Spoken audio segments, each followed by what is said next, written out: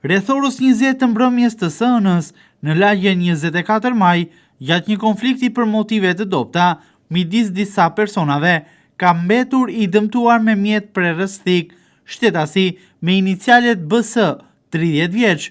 Ky shtetas më pas është transportuar me urgjencë në spitalin e Vlorës, duke qenë për shumë orë nën kujdesin e mjekëve.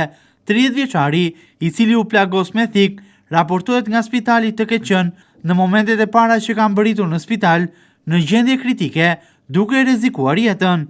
Pas një konflikti për motive të dobta, një 30 vjeçar ka mbetur i plagosur me mjet prerësthik në Vlorë në një ngjarje të ndodhur mbrëmjen e së-hënës në qytetin Bregdetar, ndërsa nga Spitali Rajonal i Vlorës konfirmohet se ky person në momentet e para ka mbritur në rrezik për jetën, por më pas gjendja e tij tashmë është më e stabilizuar.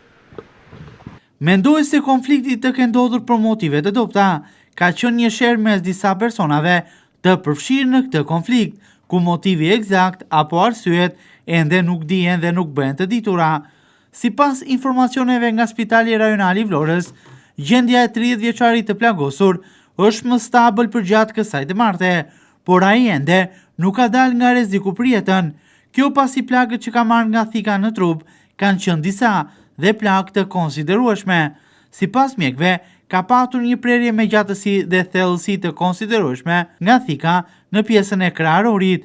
Është goditur madje disa herë me thik në trup dhe në pjesën e barkut, teksa ka patur edhe plagë kritike ende, të cilat duhen mbajtur në monitorim në pjesën e qafës. Sipas mjekëve, megjithse plagët janë mjekuar dhe ka marrë ndihmën mjekësore në kohë, ku është ndalur edhe hemorragjia në mushkëri, sërish 30 vjeçari mbahet në monitorim për shkak se gjendja nuk është plotësisht optimale, ndërkohë që kjo ngjarje vazhdon të jetë ende në hetim nga policia. Sapo 30 vjeçari të jetë i vetëdijshëm, pritet të merret edhe dëshmia e këtij të fundit për të mësuar më tepër rreth kësaj ngjarje.